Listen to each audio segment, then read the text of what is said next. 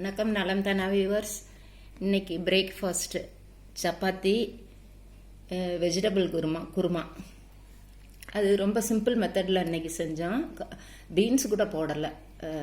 இது carrot, cauliflower with பன்னீர், இது மூணும் போட்டு ரொம்ப சிம்பிள் மெத்தடு ஈஸியாக செய்கிறாப்புல செஞ்சோம்.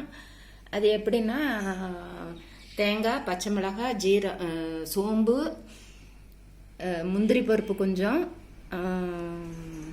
பொட்டுக்கடலை சும்மா ஒரு அரை ஸ்பூன், அப்புறம் வேறு என்ன போட்டோம், கொத்தமல்லி, இதெல்லாம் போட்டு அரைச்சி ரெடியாக வச்சுக்கணும். ஒரு சின்ன வெங்காயம், ஒரு 4 வெங்காயம், இதெல்லாம் அரைச்சி எடுத்து ரெடியாக வச்சுக்கிட்டு, வெங்காயம், தக்காளி இதை பொடியாக அரிஞ்சு, வெங்காயம் வந்து நீட்டமாக அரிஞ்சுக்கலாம், தக்காளி மட்டும் கொஞ்சம் பொடியாக அரிஞ்சு வச்சுக்கிட்டு, அதில் அரைக்கிறப்ப சொல்ல மறந்துட்டேன். இது பட்டை, கிராம்பு, ஏலக்காய் ஒரு 2 பீஸ் அதுலேயே அரைச்சிக்கணும். தாளிக்கிறப்ப போடணுன்னு அவசியம் இல்லை.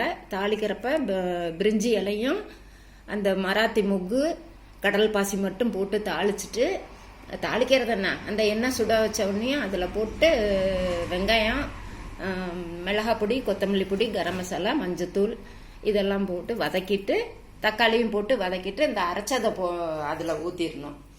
ஊற்றிட்டு கொஞ்சம் அந்த பச்சை வாசம் போகிற வரையிலும் லேசாக வதக்கிட்டு, அது அதுக்கப்புறமேல கொஞ்சம் தண்ணி ஊற்றிக்கணும். மிக்சியை கழுவி அதில் தண்ணியை ஊற்றிக்கிட்டு, ஒரு திக்னஸாக இருக்கும், அதை ஊற்றிக்கிட்டு கொதிச்சதுக்கப்புறம் நமக்கு வேணுங்கிற காயெல்லாம் அதில் போட்டு, பன்னீரையும் அதில் போட்டேன்.